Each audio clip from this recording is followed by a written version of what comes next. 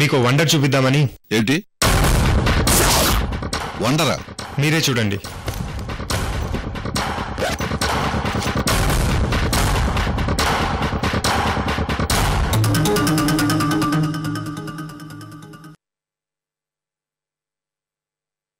వాడు బ్రతికున్నాడో లేదో తెలియాలంటే బొబ్బర్లంక నుంచి మన శోభరాజ్ రావాలి. అవును, రవలి టెన్షన్లో పడి ఫోన్ చేయలేదు. బొబ్బర్లంకలో ఎవరు మర్డర్ అయ్యారో కనుక్కోమని చెప్తే ఏ సంగతో వాడు తెలుసుకుని నాకు ఫోన్ చేయాలి కదా.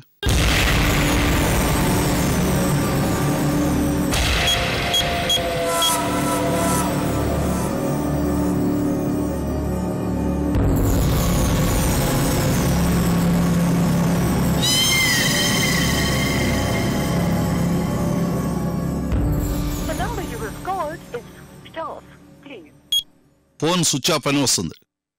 అక్కడ మనం ఊహించినది ఏదో జరిగి ఉంటుందని నాకు అనుమానంగా ఉంది అంకుల్. అంటే? ఏం లేదు అంకుల్, ముందు మన రవలి స్పృహలోకి రానివ్వండి, ఆ తర్వాత అక్కడ ఏం జరిగిందో ఆలోచిద్దాం. అలాగే వికాస్. అంకుల్, రవలికి ఏమవుతుందోనని మీరేం భయపడకండి. ఈ పట్టెడే రవలి ప్రాణాలు కాపాడుతుంది. చెప్పాను కదా, ఈ పట్టెడు ఎక్కడుంటే అక్కడ అదృష్ట దేవత ఉంటుందని. సో రవలికి ఏం కాదు.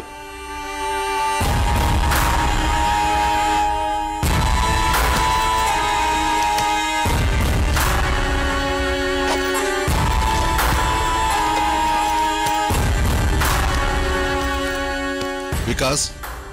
ఏంటి అంకుల్? ఏం లేదు, మనకు తెలిసిన ఓ మారడి స్పెషలిస్ట్ ఉన్నాడు, అతనికి ఒకసారి పట్టెడు చూపిద్దాం.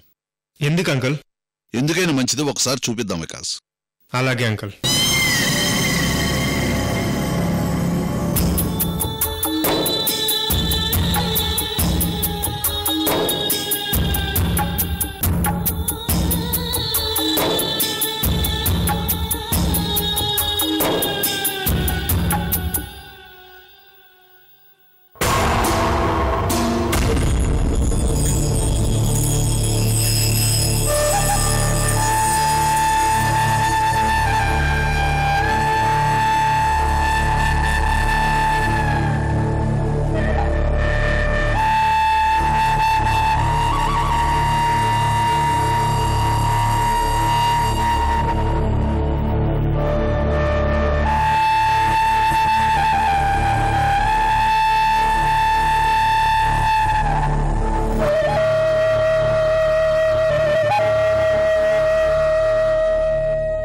అమృత, జరిగిన సంఘటనలను బట్టి చూస్తుంటే నాకు విషయం బోధపడుతుందమ్మా.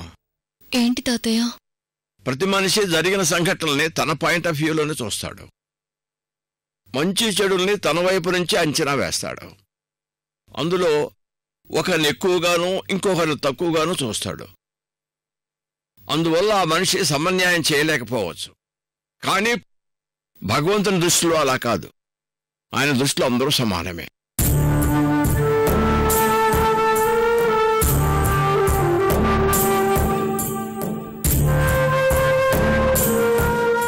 ఆ భగవంతుడు ఎవరికి ఎంత ఇవ్వాలో అంతే ఇస్తాడమ్మా. ఎవరికి ఎప్పుడు న్యాయం చేయాలో అప్పుడు తప్పకుండా చేస్తాడు. ఆయన సర్వాంతర్యామి, ఆయనకు అన్నీ తెలుసు.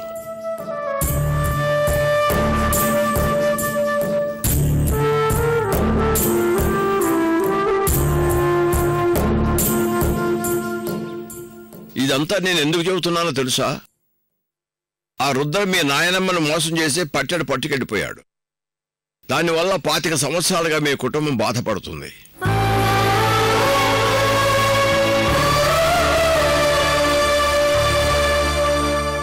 మోసం చేసి తీసుకెళ్లిన ఆ పట్టెడ రుద్ర తన దగ్గర ఉంచుకొని కోర్టు సంపాదించి 25 ఏళ్లుగా ఆ డబ్బుతో కులుకుతున్నాడు.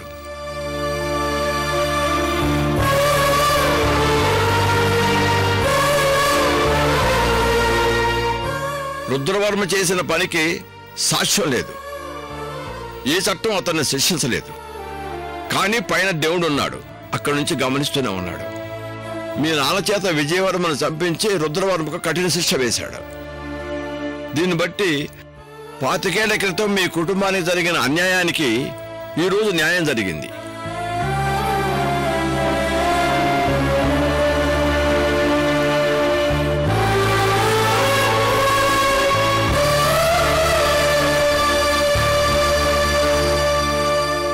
ఏదో విధంగా వికాసును పోలీసులకు అప్పగించాలని నువ్వు ఒక నాటకం మొదలుపెట్టావు.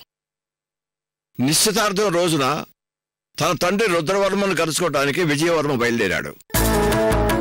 కానీ అతను ఆ రోజు వేసుకున్న డ్రెస్సు, వికాస్ వేసుకున్న డ్రెస్సు ఒకే విధంగా ఉండటం వల్ల వికాసును చంపాలని బయలుదేరిన కృష్ణమూర్తి ఇద్దరికి తేడా తెలియక విజయవర్మను చంపేశాడు. ఇది నువ్వు ఆడుతున్న నాటకంలో భగవంతుడు అంతర్నాటకంగా ఇంకో నాటకం ఆడిస్తున్నాడు అన్నమాట.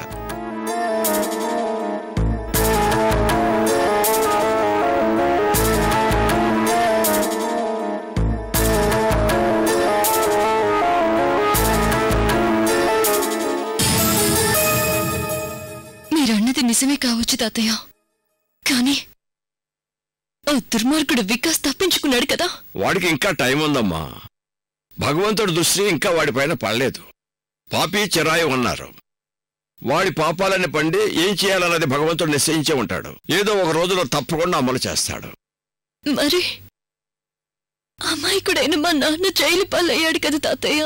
విజయవర్మ ఏం తప్పు చేశాడని చంపబడ్డాడు? కొలిమిలో ఉన్నప్పుడు బంగారానికి కూడా సుత్తి దెబ్బలు తప్పవమ్మా. చెడుతో ఉన్న మంచి కూడా అన్యాయం జరుగుతుంది. కానీ ఆ భగవంతుడు న్యాయం చేకూరుస్తాడు. ఈ విధంగా మనం ఎదురు చూడటం తప్ప చేయగలిగిందేమీ లేదు.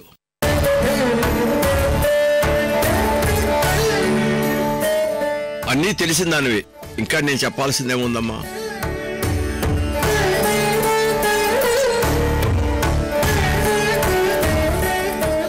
నీకు మీ నాన్నకు తప్పకుండా న్యాయం జరుగుతుందమ్మా. నీలాంటి మంచి వాళ్లకు ఆ దేవుడు ఎప్పుడు తోడు నీడగా ఉంటాడమ్మా. నువ్వే బాధపడకు.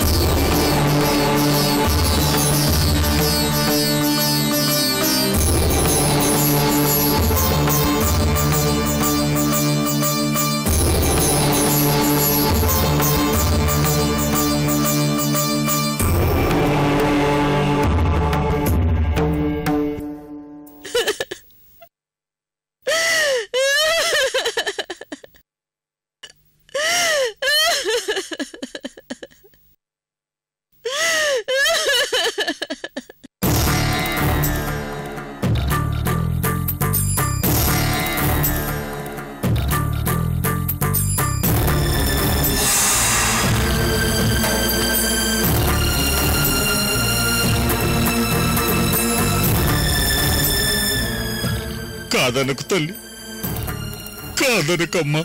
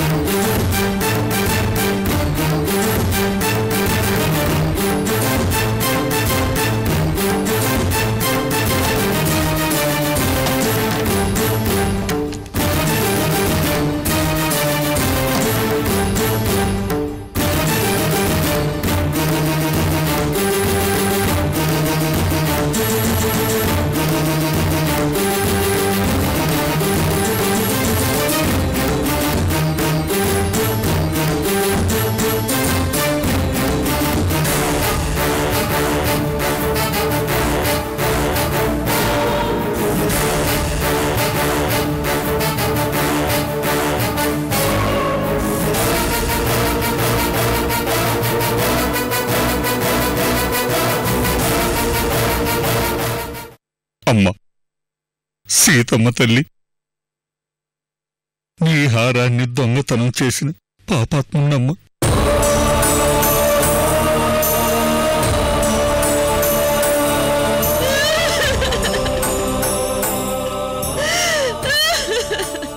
మనిషికి ఆశ ఉండొచ్చు, దురాశ ఉండకూడదు తల్లి.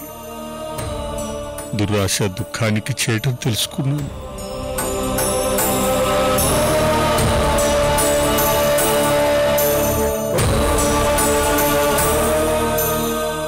దేవుడి సొత్తును మోసంతో సంపాదించా, అది నాది అని మురిసిపోయాను. ఆస్తి ఐశ్వర్యం అన్నీ సంపాదించాను, కానీ చివరికి నేనే పోగొట్టుకున్నాను. నాకెప్పుడు అర్థమైంది.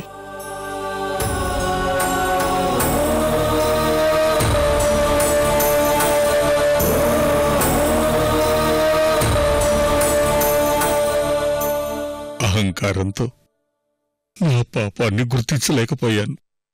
ఐశ్వర్యాన్ని చూసుకొని గర్వాన్ని నెత్తికెక్కించుకున్నాను. నాలాంటి గర్విష్ఠికి గుణపాఠం నేర్పావు, గుణపాఠం చెప్పావు.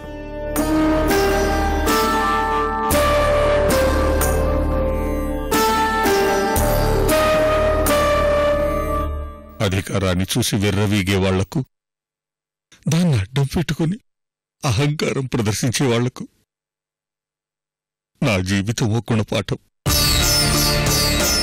డబ్బు కోసం విలువని వదులుకునేవాళ్ళు ఏదో ఒకరోజు జీవితంలో ఆ విలువైందే పోగొట్టుకుంటారు. ఏం కోల్పోయారో తెలుసుకునేలోపు జీవితమే ముగిసిపోతుంది.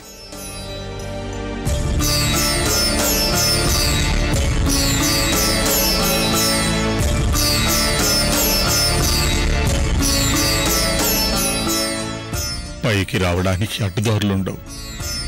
రాత్రింబగళ్ళు కష్టపడటం ఒక్కటే మార్గం. జీవితంలో పైకి రావాలంటే కావాల్సింది అదృష్టం కాదు, కష్టం.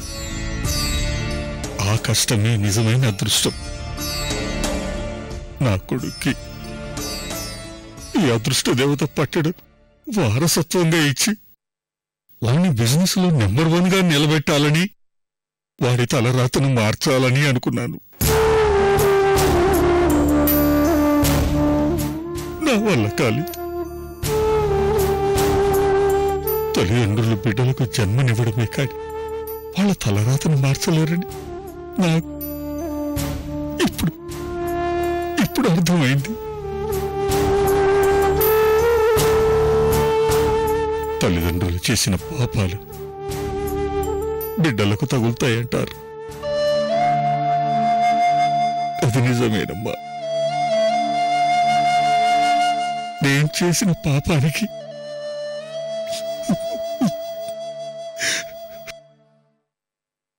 నా బిడ్డ బలయ్యాడు.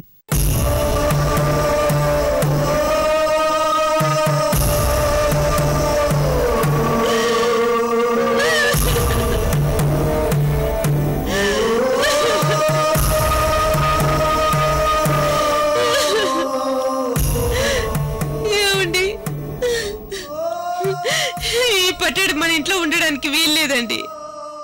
వెంటనే తీసుకెళ్లి అమృతకు అప్పగిచ్చేసేయండి. అలాగే అనసూయ, అప్పగిస్తాను. ఊళ్ళో అందరి ముందు ఆ సీతారాముల గుళ్ళో ఆ సీతమ్మ తల్లి సాక్షిగా ఈ పట్టడం అమృతకు అప్పగిస్తాను.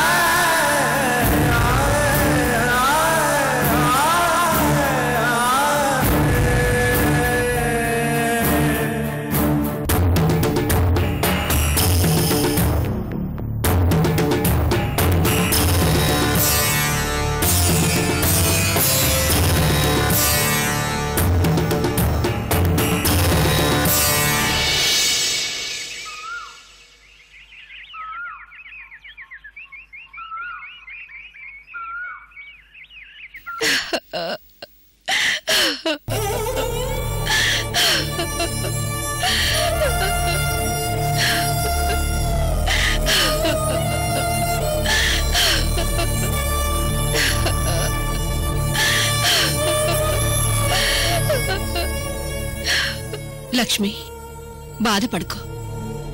ఎలా జరగాలనుంటే అలా జరుగుతుంది. దేన్ని మనం ఆపలేం. ఆంటీ, కృష్ణమూర్తి అంకుల్ జైల్లో ఉన్నా అమృత లాయర్ కదా, ఎలాగైనా తన్ని కాపాడి బయటకు తీసుకొస్తుంది.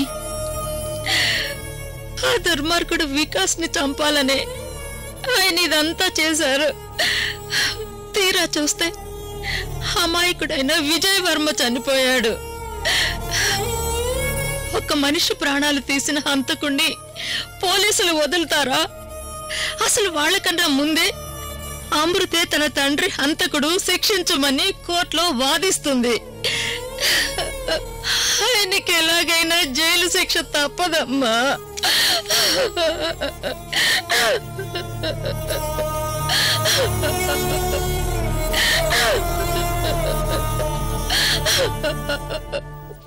అసలు ఇదంతా జరగడానికి కారణం అమృతే.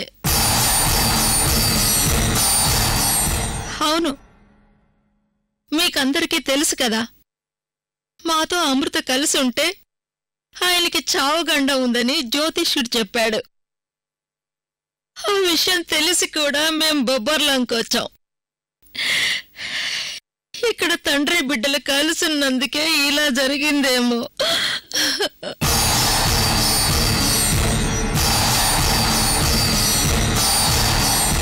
బిడ్డల్ని చూసుకుంటూ సంతోషంగా బ్రతకలేని మాలాంటి దురదృష్టపు తల్లిదండ్రులు ఇంకొకరుండరేమో. అయ్యో ఆంటీ, ఆంటీ ఎక్కడికి వెళ్తున్నారు? మీ అంకుల్ జైల్లో ఉంటే నేను ఇక్కడుండి ఏం చేయనమ్మా. ఆంటీ, ఆంటీ,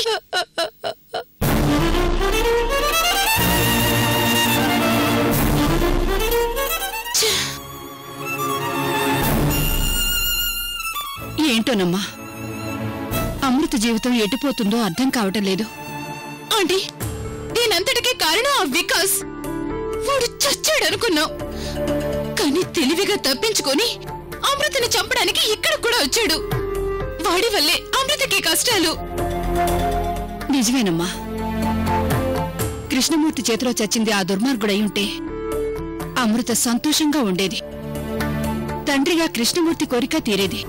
అమృత అమ్మా నాన్నలకు దూరంగా వచ్చి ఇక్కడ సమస్యల్ని పరిష్కరించడానికి వచ్చింది. పెళ్లి చేసుకోకుండా ఒంటరిగా ఎన్ని స్ట్రగుల్స్ ఫేస్ చేస్తూ ఇక్కడే ఉంటుంది. నిజంగా అమృత ఓర్పుకు హ్యాట్స్ ఆఫ్ చెప్పాలత్తయ్య. వదినా, అమృత గారు ఇలా ఇంకా ఎన్ని రోజులు అమ్మా నాన్నకు దూరంగా ఉంటారు? అమృత గారి జీవితం గురించి, తన స్ట్రగుల్స్ గురించి మీరందరూ చెప్తే నేను విన్నాను. తన గ్రేట్నెస్ ఏంటో ఈరోజు కల్లారా చూస్తున్నాను. తన కష్టాల ప్రయాణం కావచ్చు, తన భవిష్యత్తు కావచ్చు, కుటుంబం కావచ్చు, తన సంతోషాల్ని, తన వాళ్ళని, తన సుఖాల్ని వదిలేసి ఇలా ఎన్ని రోజులు ఎదుటి వాళ్ళ కన్నీళ్ళు తుడుస్తుంది? తన కన్నీళ్ళు తుడటానికి మనమేం చేయలేమా? అమృత గారు ఇచ్చిన మాట కోసం బొబ్బర్లంకొచ్చి శివరామరాజు గారి కేసు సాల్వ్ చేశారు.